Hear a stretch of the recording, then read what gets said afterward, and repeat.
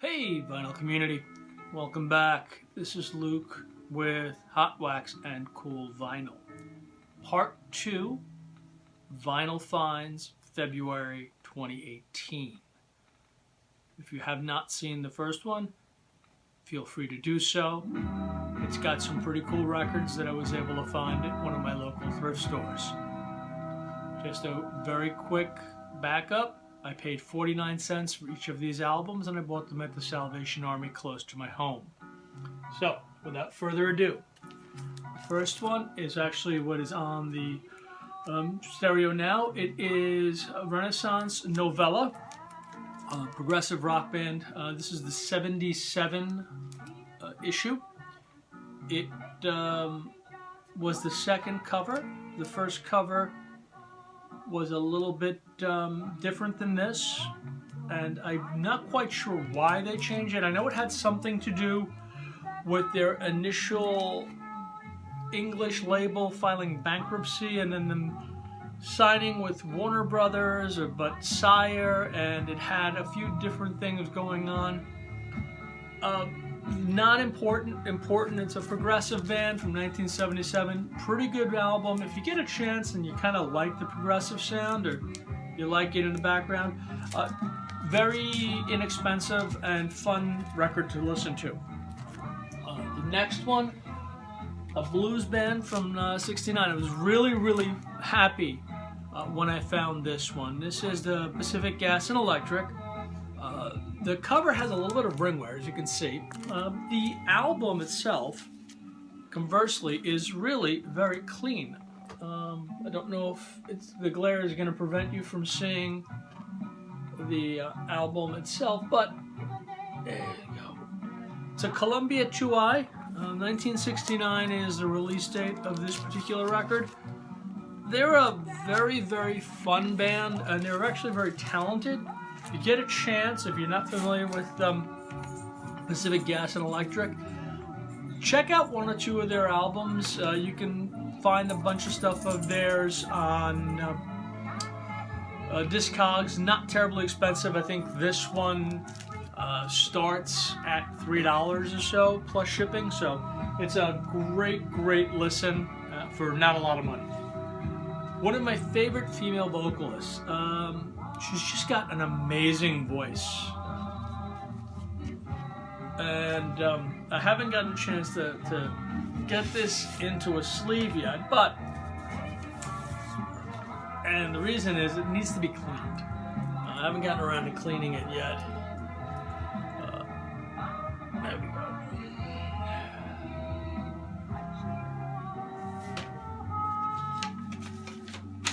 Like I said, I happen to have a soft spot for Cher, just because I think she's got such an amazing voice.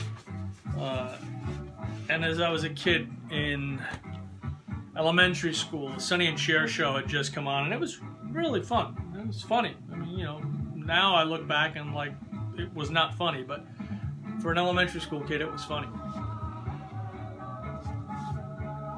Really, although I am not a very big Elvis fan, it's very difficult to pass up an Elvis album for 49 cents.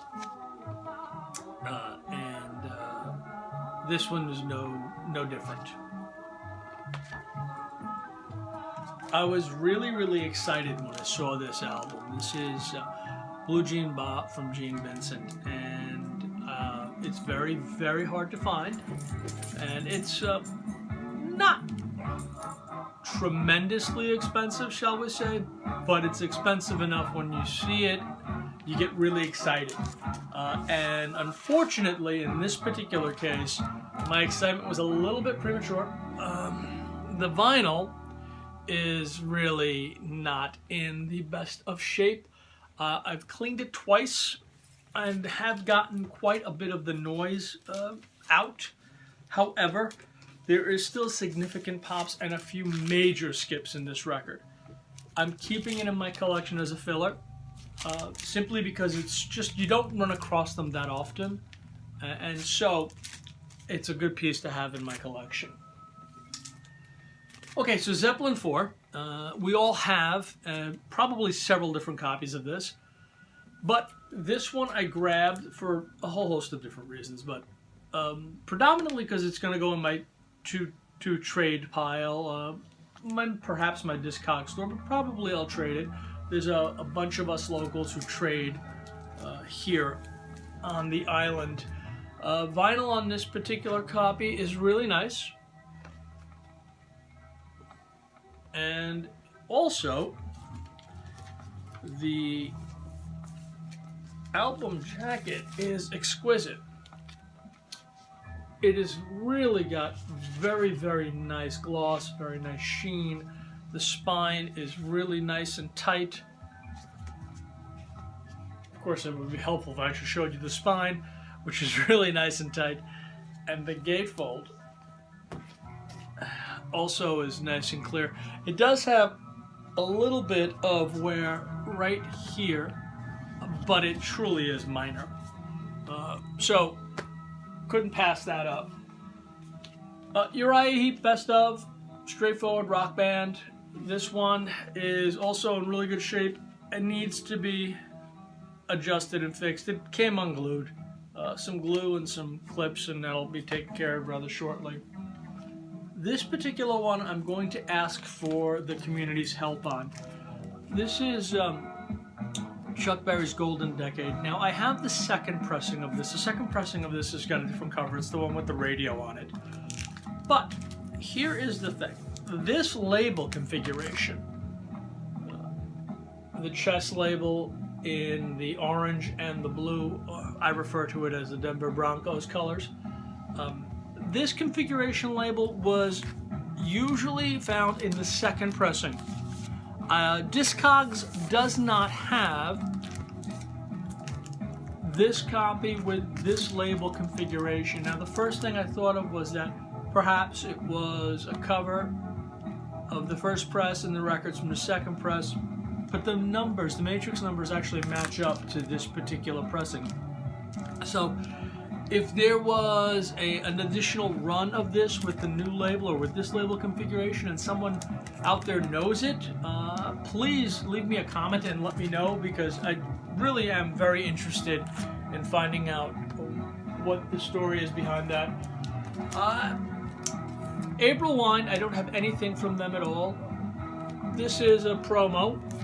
Hair metal from the 80s, pretty straightforward, nothing of any significant, you know, it is what it is. But it's the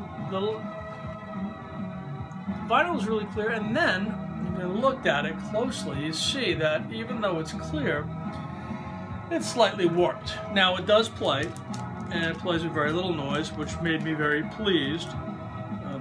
However, it is warped, and I know that some of the audiophiles are cringing now, saying, how can you say that the warpage doesn't affect sound quality? I'm not an audiophile. I put out my records, I listen to my records. I certainly appreciate the sound quality that the best sound system and the best record matched together create. I like records. I'm rather simplistic in that sense. I want them clean. I want them to be able to play. And I like the sound. They're not something that is anything other than a collection of things I enjoy listening to. I don't not listen to my records, or don't skip over a record simply because it does not have the perfect sound. ACDC's Back in Black. Again, in my trade pile, bought this for two reasons. The obvious one is because it was 49 cents, but also the cover. The cover is really in wonderful shape. Now, anybody who's owned an ACDC Back in Black knows how hard it is to keep the cover anywhere near in very good to very good plus condition. Ringwear is just very, very common. The embossment on this always flakes out. This one is really strong. The vinyl, conversely, Well, it plays through and it does have very limited noise. It's not terribly noisy, but visually, it has a, I don't know if you can see it or not, there you go. It has a pretty nasty looking superficial scuff. It does not affect play.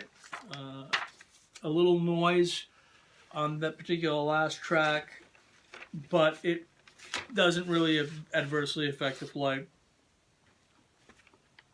So, and the final piece is Kiss Alive.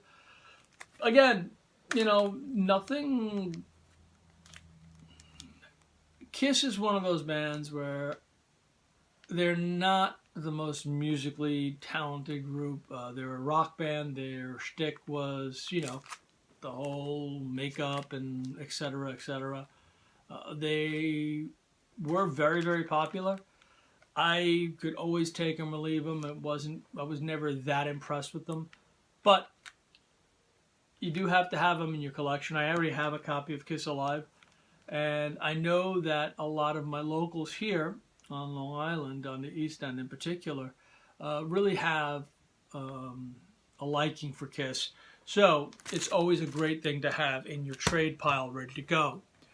That's it on the Vinyl Finds February 2018 Part 2. We'll have more to come as the weather warms up here. Hope you enjoyed it. Please leave me a comment. Please don't forget to subscribe to the channel. And let me know what, if anything, you thought of this particular find. If you liked anything, or perhaps you disdain one or two of them and you want to let me know about that as well. Either way works. Listen, have a great week, and I'll be speaking with you soon, I hope.